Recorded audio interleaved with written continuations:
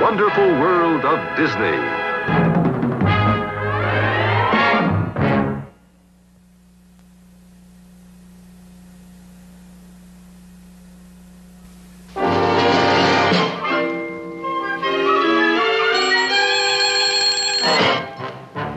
Hurry with the shower.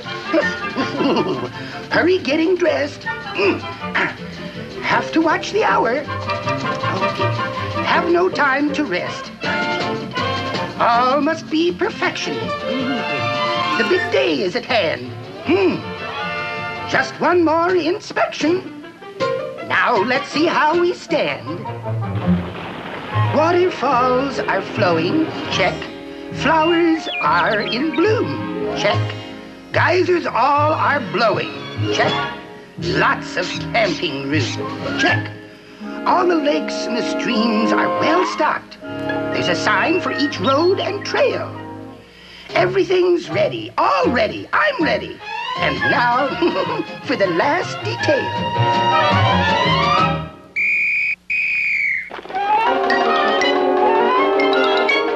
Good morning, nature citizens, good morning. Do you know what today is? Well, today is the opening day of Brownstone National Park. This is a glorious day for Brownstone National Park. We who are bears are looking sleek and clean. We mean to be amusing, refusing to be mean. We who are fish are waiting to be caught. We who are birds will sing as we've been taught. We'll all be here to entertain from dawn to dark. For this is the opening day of Brownstone National Park. Now, a few rules for the tourist. We who are visitors here will never carve a tree, throw rocks and litter and smear the lovely scenery. Why take a flower that's under nature's care? We'll take it in a picture and leave it blooming there. Wildlife will not be annoyed or even teased in fun. Park signs will not be destroyed. There's need for everyone. We'll never leave a fire till we douse each spark. On each day with opening day of Brownstone National Park. All right, everybody dismissed. But don't wander off too far. Our guests will be here shortly. Yes, Brownstone offers something for everyone. But the most popular attraction is the park bears. Like all our wildlife, bears are protected in the national parks. So, they've come to behave like people.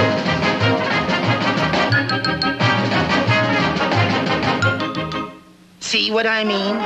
Folks, meet Humphrey, better known in the Ranger's Manual as Urarctus americanus.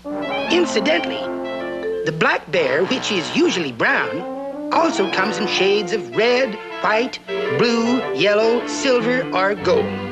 Now, follow me on this, Humphrey. It says, the bear is one of the most intelligent animals, possessing a marvelous sense of smell and hearing. But his eyesight is very poor. Isn't that right? Woo-hoo! Say, who ever heard of a bear wearing glasses? Give me those, and go act like a bear. Now, let's see. Where was I?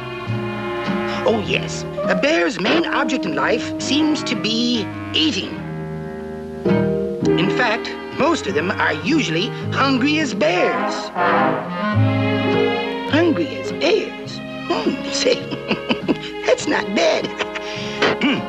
But a bear's appetite is never satisfied. And some of the visitors don't help the situation either. In fact, they've made bears into roadside panhandlers. Well, now let me show you what happens every year, in spite of all warnings not to feed the bears.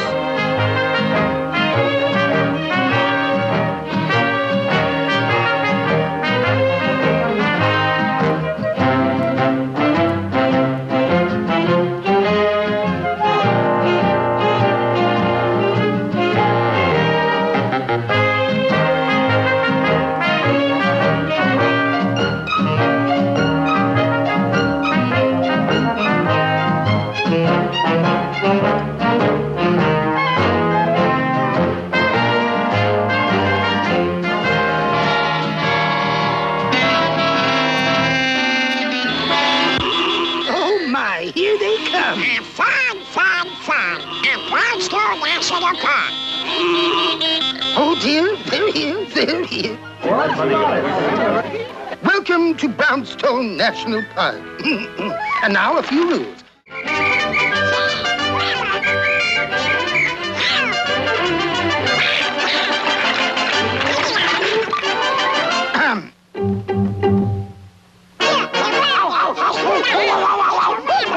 Boys, let's not litter the park. All right, get busy. Keep the park clean. Pick up this and this and this and that and this over here and this and this and this and this and that and this.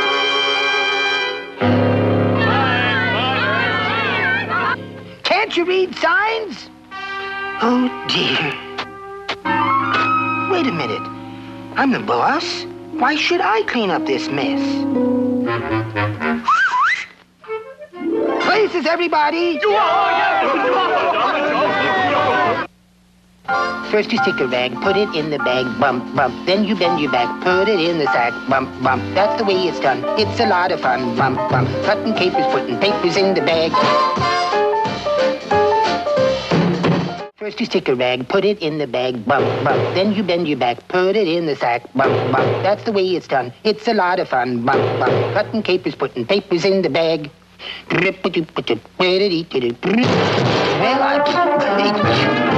Well, one of the first questions most visitors ask a ranger is, where will I find the best fishing? Now, the answer is very simple, because practically all national parks offer fine fishing. But in all national parks, the primary fishing rights belong to the animals, and the prize fishing sites usually go to the bears.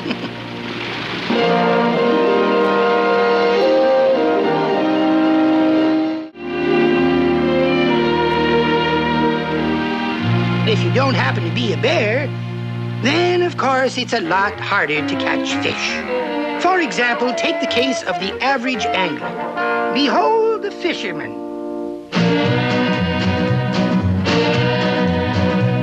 He's loaded down with tackle. He jumps into his boat. He starts the early morning on a very cheerful note. With great anticipation, he takes off in high gear. Alas, poor dope, his anchor rope is still tied to the pier. Behold the fisherman,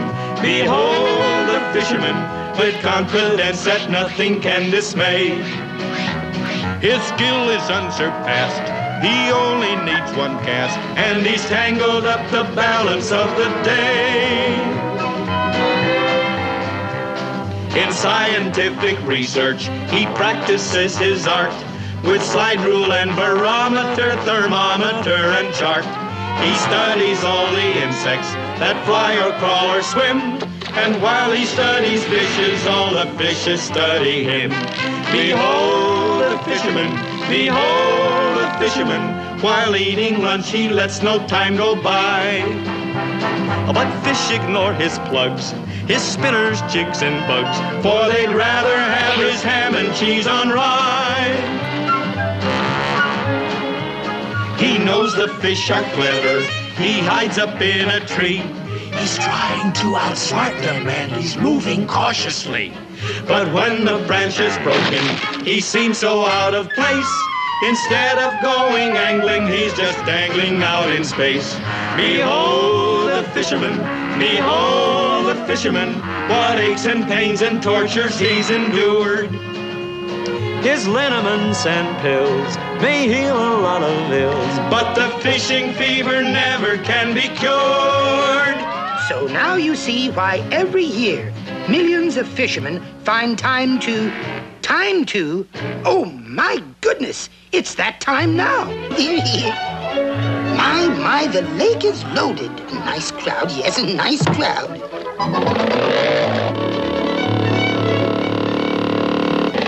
Good morning. Everything all right? That's good.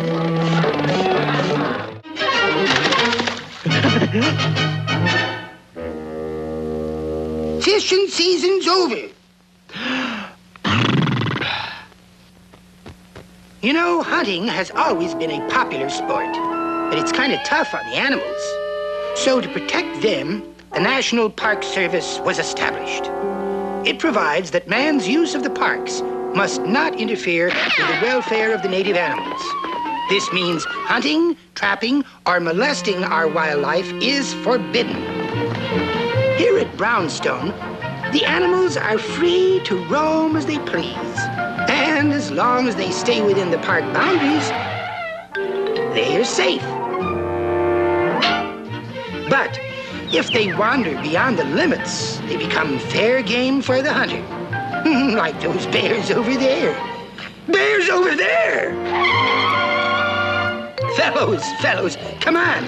Shoo, back to our side. Get back on government property. Get up. Oh, listen to me. You're out of bounds. You won't survive. Boys, please, you're in danger here. Do you want to get wiped out?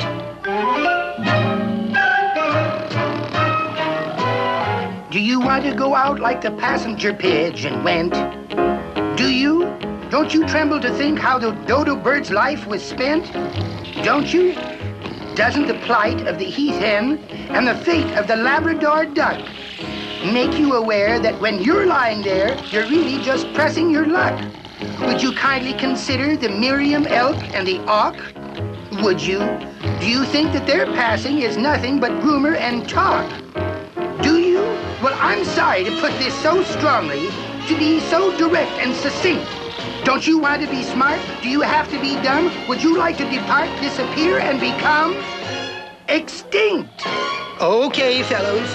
Don't say I didn't try to warn you about the start of the hunting season. Hunting season?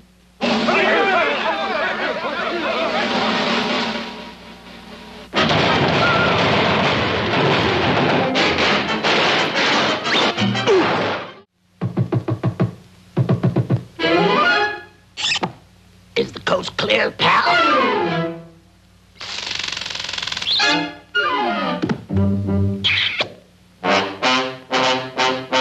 Thanks a million, buddy.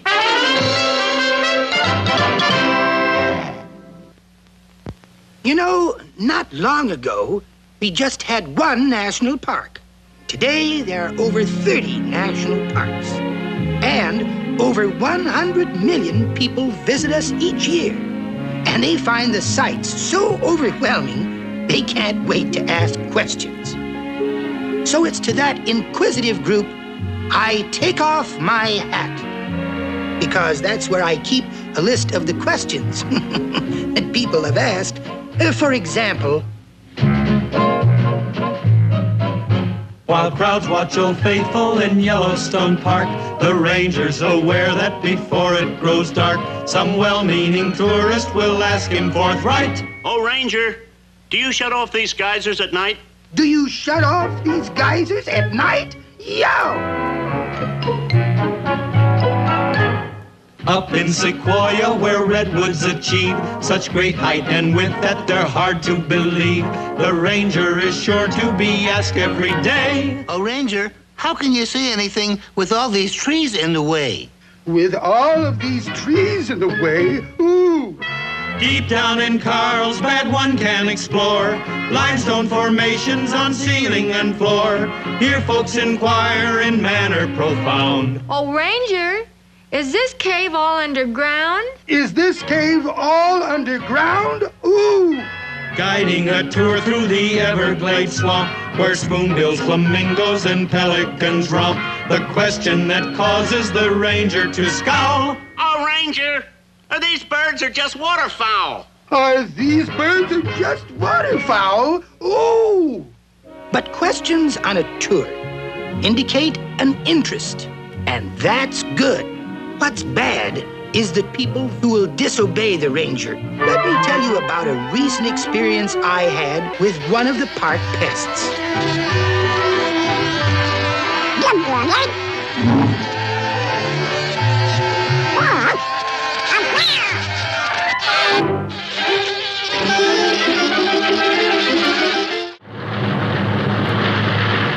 It's you!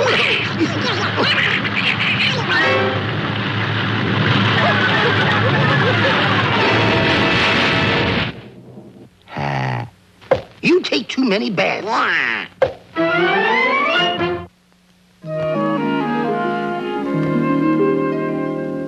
Birds have started their migration. Now the tourist season ends. Time has come for hibernation for many of my friends. Soon they'll know someone is caring about their comfort and their keep. Soon they'll find I've been preparing for their winter sleep. I've neglected many duties, knitting booties for the chipmunks who are sleeping 'neath the snow. Stocking caps remove the peril for a squirrel when the temperature is down to 10 below. Baby possums and their mamas need pajamas to protect them from the chill of winter storm. And there's really nothing better than a sweater with a turtleneck to keep a turtle warm. Every little woodchuck gets a blanket tucked up under his chin. And when he feels a draft, he'll thank it when he plugs it in. Here's a clock for all the bears who turned in early. What a cozy, comfy picture they portray. Now I know if I disturb them, they'll get surly. So I'm setting their alarm for 1/2 May. 1/2 May.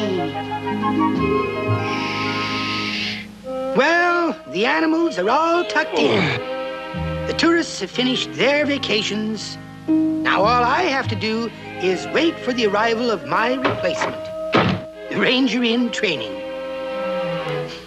Ah, good. You're here right on time. Here, take this whistle, and the park's all yours. Good luck, Ranger Duck. Goodbye.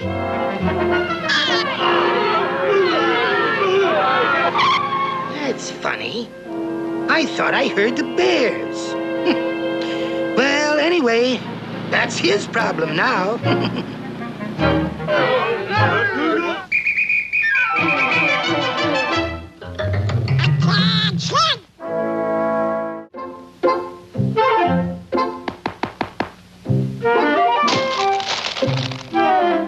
Oh, a baby.